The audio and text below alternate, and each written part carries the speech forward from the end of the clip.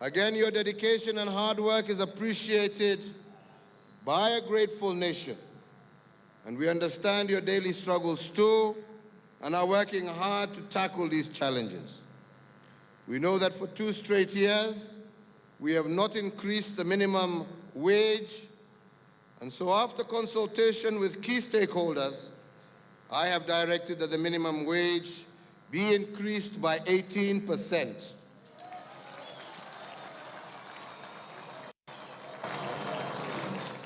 In addition, we have increased the non-taxable bonuses and overtime to Kenya shillings 100,000.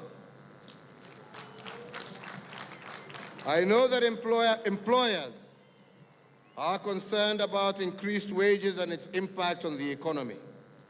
I have therefore directed the Cabinet Secretary for Industrialization to urgently convene a meeting with stakeholders so that we can explore measures to cushion our employers also from costs associated with non-labor factors.